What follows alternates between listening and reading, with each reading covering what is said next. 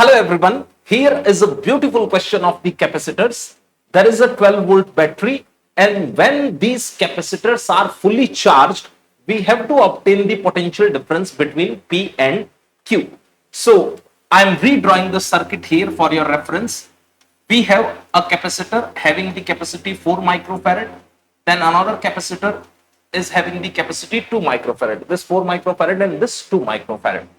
Then we have here a capacitor having capacity 2 microfarad, another capacitor is having a capacity 4 microfarad, and the connections are done like this, and finally it is connected with a 12 volt battery. This is the plus terminal of the battery, this is minus terminal of the battery, and we imagine, let's say the Q charge goes here. The capacitors are fully charged, it's mentioned in the question at some moment of time. Then we have to find the potential difference between point P and that point Q. Okay. Now look here, this 4 microfarad and 2 microfarad are in series. Similarly, this 4 microfarad and 2 microfarad are in series. So we can easily find their effective capacity. And since they are identical, this pair and this pair will result into the identical capacities. So charge in these branches should also be identical. What I mean to say, if we use the Kirchhoff's current law here, the conservation of the charge is used here, then we should send here Q by 2 and we should send here Q by 2. Because here we have two capacitors of 4 and 2 connected in series, same as here. Now, this plate gets Q by 2, this gets minus Q by 2 charge in steady state, this gets Q by 2, this gets minus Q by 2. Agree? Similarly, this plate will get Q by 2, opposite plate will get minus Q by 2, this plate will get Q by 2, the opposite plate will get minus Q by 2. We got the charges. Now, when these two capacitors are in series, we know how to find their C effective. In series, the C effective was C1 C2 upon C1 plus C2 for two capacitors. Remember that? So let's do the computation. It is 4 into 2 upon 4 plus 2 microfarad. This is 8 by 6 microfarad, which means 4 by 3 microfarad. Similarly, if someone asks you what is the effective capacity of this combination, its C effective will also be 4 by 3 microfarad. Agree with that?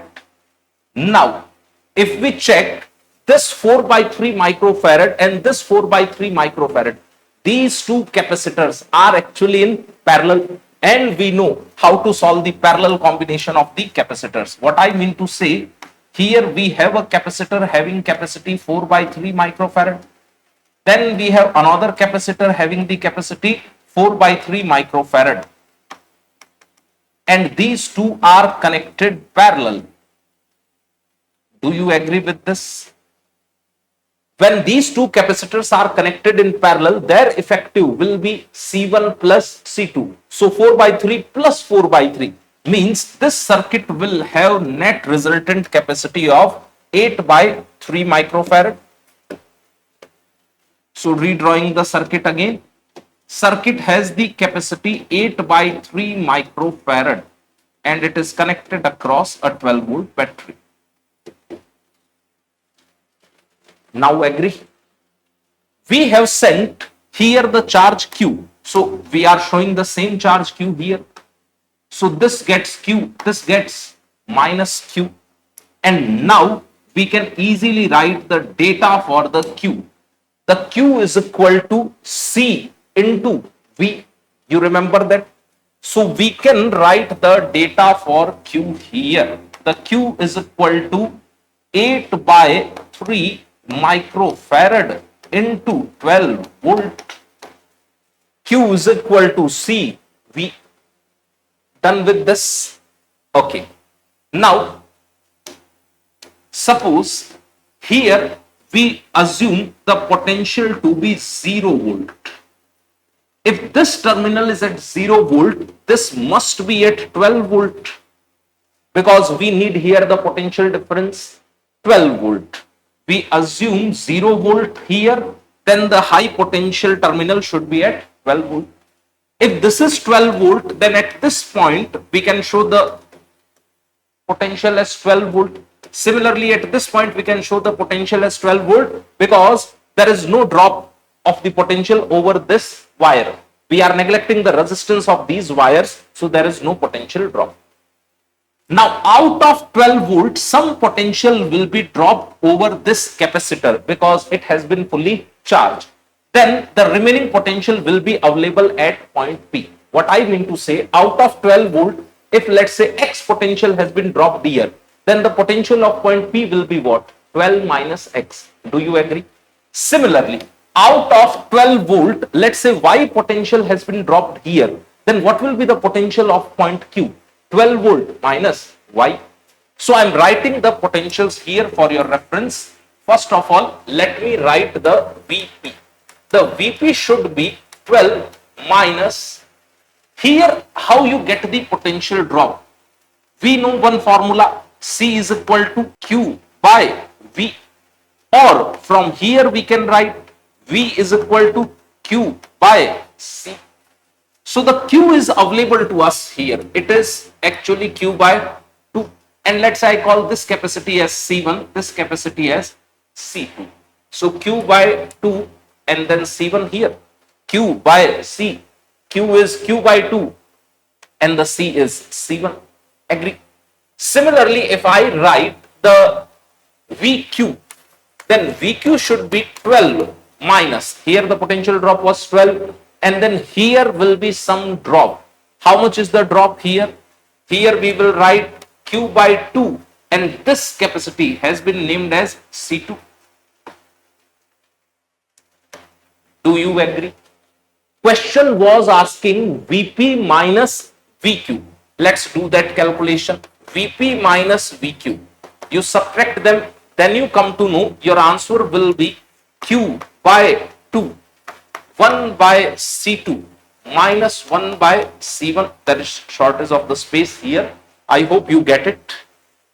12 and 12 will get cancelled out when you will do VP minus VQ. And then we are taking that Q by 2 common. So here will be 1 by C2 minus 1 by C1. Q by 2. Here we have C1 minus C2 upon C1 C2. Agree with that? Q by 2. Let us write the data now. The Q is how much? Simplify it. 4 and 8 means it is 32 microcoulomb. Charge is measured. Charge has the SI unit coulomb. So the Q is 32 microcoulomb. And then Q by 2. Q by 2 will be what? 16 microcoulomb. C1 minus C2. C1 minus C2 will be 2 microfarad. Okay. C1 C2 will be 8 microfarad wire here. Okay with this thing? Now we simplify it. 16 and 8. So here we are left with 2. 2 and 2. Here we are left with 4. And this micro square will cancel out the micro here. It means we have the final answer. This would come out as 4 volt, which is the first option. I hope you got it. If you have any doubt, please post that in comment box. And if you liked the video, please share it with your friends and subscribe this channel. Stay awesome. Thank you.